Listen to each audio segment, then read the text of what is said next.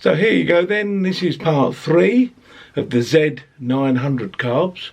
In this final video you'll see the leak test, the final assembly, the choke rod going on, and then finally the bike that they're fitted to. Absolutely brilliant. So come along and see how we got on with the leak test.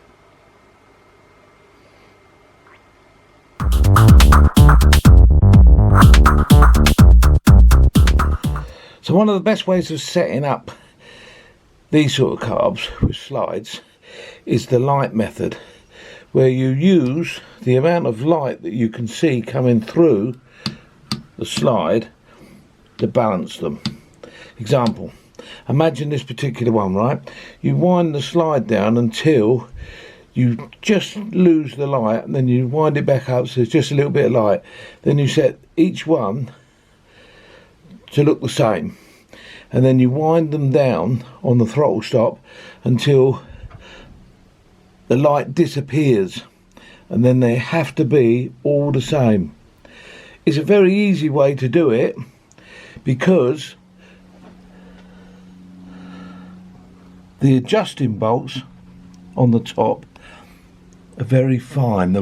The movement is very fine. This one here is the adjuster, and then when it's adjusted up and you get the right setting, you have to do the lock nut up, and then you do this one up, then you tab both of them.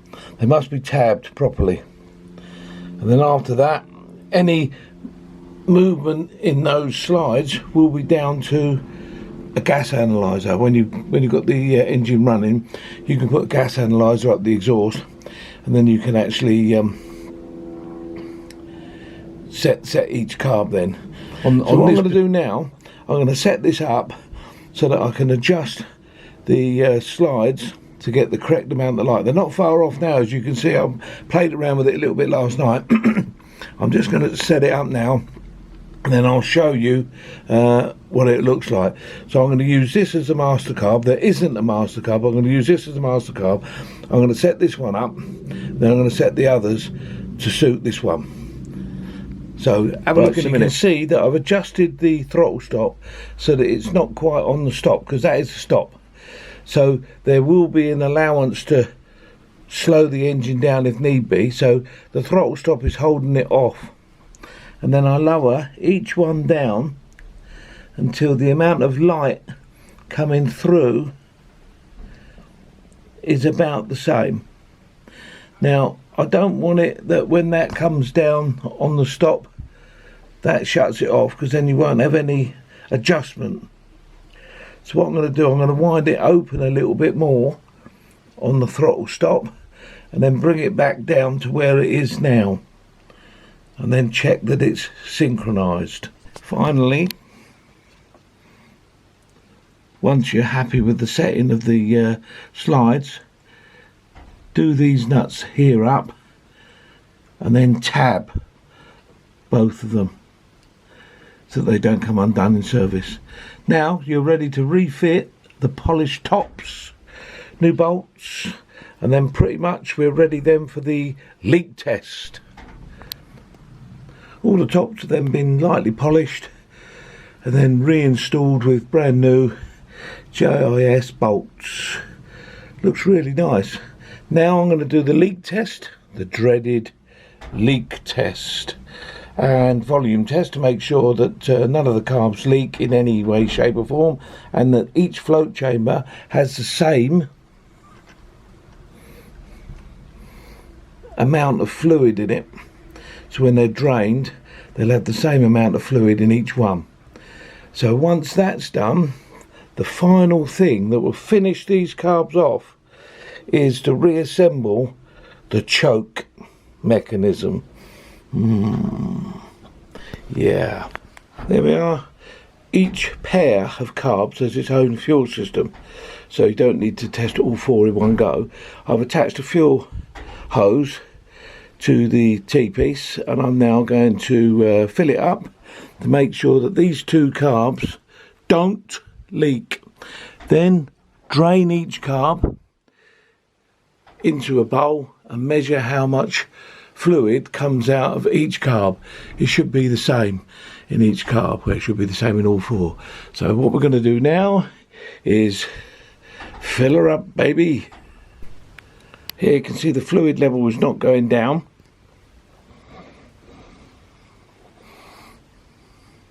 But that carb's leaking. So that means that the fluid level in that carb is up to the top of the overflow pipe, which is slightly too high. This one here is fine. So therefore that's an indication perhaps that the float is at the wrong height, or that the float valve is allowing fuel through. So basically that one there has got to be taken apart. Then the next thing we're going to do is we're going to check to see how much fuel is in this carb, this end carb, how much fuel is in it. We obviously know that there's too much in that one because it's leaking. And then we can take them apart, sort this out, because we've got to get these bone dry perfect before we even test the other two. The leak test always shows up loads of things which you would never have thought you would get. So fluid level has gone down very, very slightly, which is because of the dripping. So yeah, so let's do a volume test. The amount that's come out this end carb, which is in good condition, is about 50, which is normal. That's a normal amount. So we can consider that particular carburetor is perfectly set up. This one obviously is going to give us more. Yes, and then as we suspected, only slightly more than 50, but yeah, slightly over. So I think it's the float height or the float valve that needs attention. We'll have a look. Off comes the float bowl, so we can inspect the float chamber, inspect the float height. I'm going to measure that float height in a minute. It was 26 mil, and then I'm going to take the float valve out, clean it just in case there's any crap or something on the float valve. The amount that it was overflowing, well, look, that overflow tube is a few mil above the height of the bowl, and it should be really just literally about a mil or 2 mil below the height of the bowl. So it was overflowing by quite a bit. It's more of a float valve problem than a float height problem, but we'll just double check. Right, remove the float valve. I cleaned it all up. There doesn't appear to be anything wrong with the float valve, but when I rechecked the float height, it was a little bit too high actually, to be honest. So I've reset the float height to the 26 mil that it's supposed to be. I'm now going to refit the float bowl and do the leak test again, see if it makes any difference. Fluid level hasn't dropped for ages.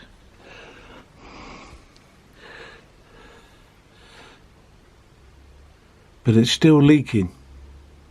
It's still leaking. It's still leaking. Now I've lowered the float level and I've cleaned the float valve. So the only thing I can think is it's the float valve or the float seat, which is allowing fuel to come past. So I'm going to have to look at that in great detail. The leak test always shows up the weak points of any set of carbs. Getting it through a leak test is a big step forward. So yeah, that's I reckon that's a float valve. I'm going to have to put a float valve in it, which is a bit annoying because it wasn't leaking before, but it is leaking now. Raaaaa.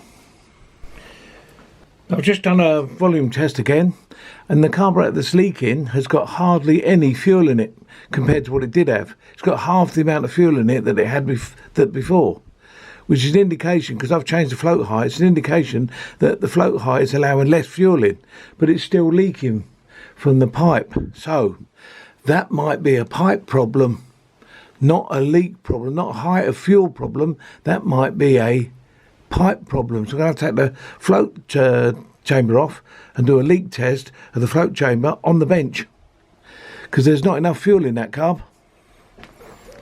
Here's the problem. Carburetor bolt's full of fuel, but nowhere near the pipe, obviously. Leaking. That pipe's leaking internally. Oh no. What a nightmare. Wasn't doing that before. So it's nothing to do with the float or the float valve. It's that pipe. Shit. So as a temporary repair, I've put tube over that tube and cut it so it's obviously still a-okay as a overflow pipe. But I've tested that now. I've left fuel in that for about 20 minutes. Not a single drop came out. So there is something wrong with that tube. So the full-time cure is to cover it in solder, or to replace the float bowl. Well, we know all about that float bowl malarkey. I managed to get the other one open, but now it wants another one because there's an issue with that. But it doesn't leak now, so I'm going to put that back on. It doesn't leak.